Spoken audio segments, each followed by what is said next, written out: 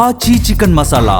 బండి భగీరథ్ కేసులో సీఎం రేవంత్ రెడ్డి అబద్ధాలు చెప్తున్నారని, భగీరథ్ ని అరెస్ట్ చేస్తే ఆయన చుట్టూ పోలీసులు ఎందుకు లేరని బీఆర్ఎస్ నేత ఆర్ఎస్ ప్రవీణ్ కుమార్ ప్రశ్నించారు.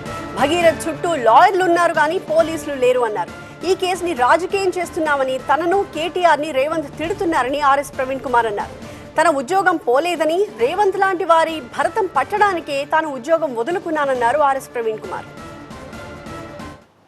మేము అరెస్ట్ చేశాము అని అంటున్నారు కదా, నాకాబందీ ఏర్పాటు చేసినప్పుడు ఆ నాకాబందీలో ఉండవలసిన వాళ్ళు పోలీసులు, కాకి దుస్తులు వేసుకున్న పోలీసులు ఉండాలి, పోలీసు వాహనాల్లో పోవాలి. మరి ఇది చూడండి, ఇది బండి సాయి భగీరథ్ అరెస్ట్ అయిన రోజు పేట్ బషీరాబాద్ పోలీస్ స్టేషన్ ఎదురుగా ఆయన మాస్క్ పెట్టుకొని ఇద్దరు అడ్వకేట్ల పహారాలో పేట్ బషీరాబాద్ పోలీస్ స్టేషన్ పోతున్నాడు. మీకు ఎవరికైనా పోలీసు దుస్తులు ఉన్న వ్యక్తులు కానీ, కమాండోలు కానీ, సాయుధులైన పోలీసులు ఎవరైనా కనిపిస్తున్నారా? మొట్టమొదటి అబద్ధం రేవంత్ రెడ్డి గారు. మీ రాజకీయ చరిత్ర అంతా అబద్ధాలు. నాకాబందీ చేస్తే ఈయన చుట్టూ ఉండాల్సింది పోలీసులు. బండి సాయి భగీరథ్ పక్కన ఇద్దరు ఎవరున్నారు? లాయర్లు ఉన్నారు, బీజేపీ లాయర్లు ఉన్నారు. మరి మీ పోలీసులు ఎక్కడున్నారు?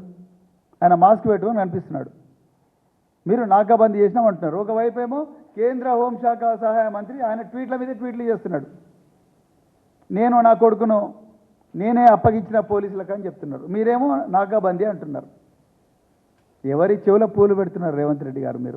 మీరు మళ్ళా నన్ను, కేటీఆర్ గారిని, మిగతా నాయకులను ఇష్టం వచ్చినట్టు మాట్లాడుతూ ఉన్నారు.